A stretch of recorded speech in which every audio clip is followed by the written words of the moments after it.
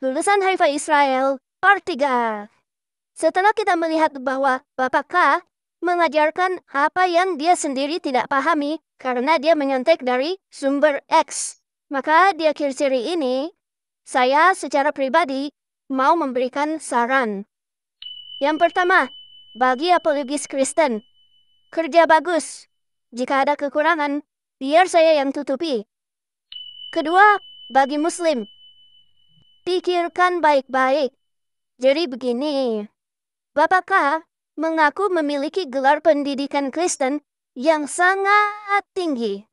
Tesis saya diterima dan saya pulang. Sebagai seseorang yang telah selesai pasca sarjana, setingkat strata 2, dengan gelar pulang ke Indonesia Master Teologi Liturgia. Walaupun ijazahnya tersimpan satu peti dengan Injilnya Isa, mari kita anggap saja bahwa klaimnya terbukti benar. Tapi coba pikir, kalau Bapak K sepintar itu, kenapa dia tidak lakukan hal yang sama dalam pendidikan agama Islam? Mana gelar atau ijazah pendidikan agama Islamnya? Nihil.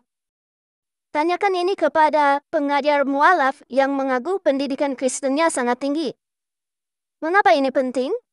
Karena tanpa pendidikan agama Islam, pengajaran Bapak K seringkali tendensinya malah bertentangan dengan ajaran Islam. Iya, ajarannya menyesatkan para Muslim. Mari kita lihat.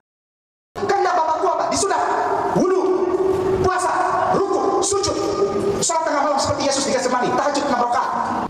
Apa? Dengar dan ikuti Nabi itu. Iya. Kalau kau tidak dengar, maka Bapakku di sorga akan menuntut engkau.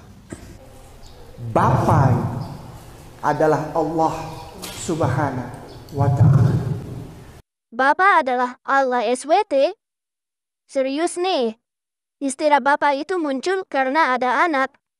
Memangnya Allah mengaku memiliki anak? Perjanjian lama bilang bahwa ada nabi yang matinya diracun, itu bukan Nabi Muhammad, bukan Nabi ya Rasulullah, bukan Yesusmu.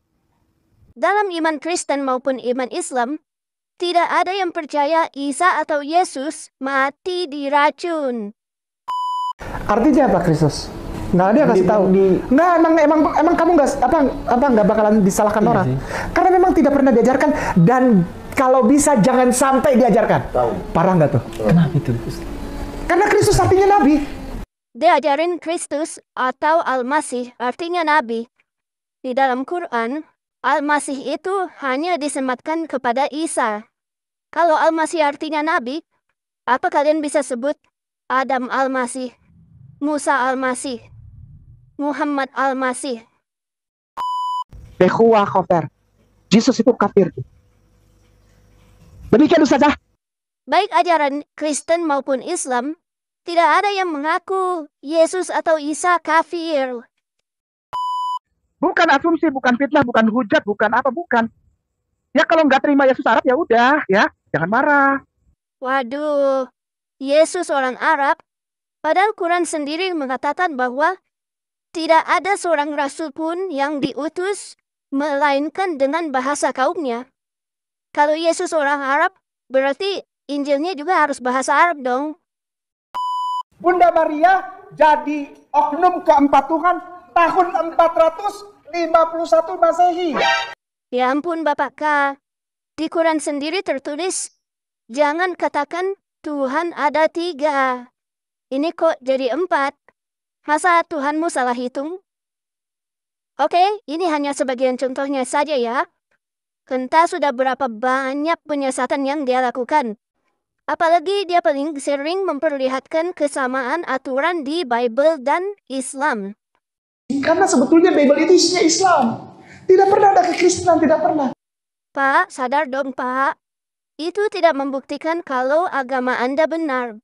Tapi sebaliknya, kamu membuktikan bahwa agamamu mengikuti agama Kristen dan Yahudi.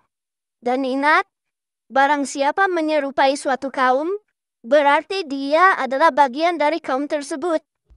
Dan Bapak K berusaha keras untuk membuktikan apa yang dilakukan Yahudi sama dengan dilakukan Islam. Apa Anda mau menjadi bagian dari Israel Yahudi yang sekarang lagi menggempur Hamas? Terakhir, saran buat Bang K. Segeralah cari kerjaan baru. Oke? Tuhan Yesus mengasihimu. Sekali lagi nama saya Kainama, saya biasa dipanggil Kay. Yo, bro, pill in the house. Yo, bro, pill in the house.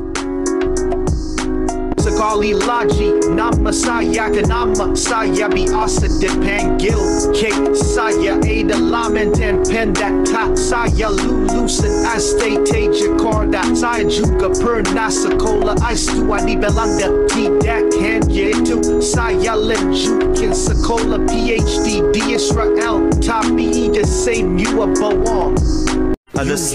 Dia adalah seorang pendeta sebelumnya yang menjadi mu'alaf dengan nama pendeta yaitu Agustinus Christoffel Kainama. Ya. Kemudian ketika beliau berganti agama menjadi Islam, menjadi seorang mu'alaf, beliau mengganti namanya menjadi Ahmad Kainama. Beliau adalah seorang pendeta yang berpendidikan tinggi, yang bersekolah di S1 di Sekolah Tinggi Teologi Jakarta. Kemudian beliau melanjutkan S2-nya di Leiden University Belanda.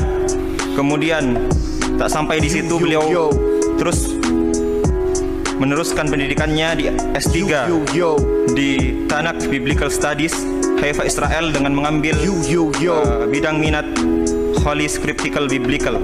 Sekali lagi nama saya Kainama, saya biasa dipanggil K. Saya ada laman dan pendat, saya lulusan STT Jakarta. Saya juga pernah sekolah S2 di Belanda. Tidak hanya itu, saya lanjutkan sekolah PhD di Israel. Tapi the same you are bohong.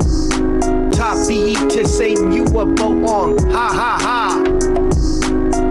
Aku bukan mantan pendeta, tidak pernah sekolah keluar, aku tidak pernah sekolah teologi, tidak pernah tahu apa-apa.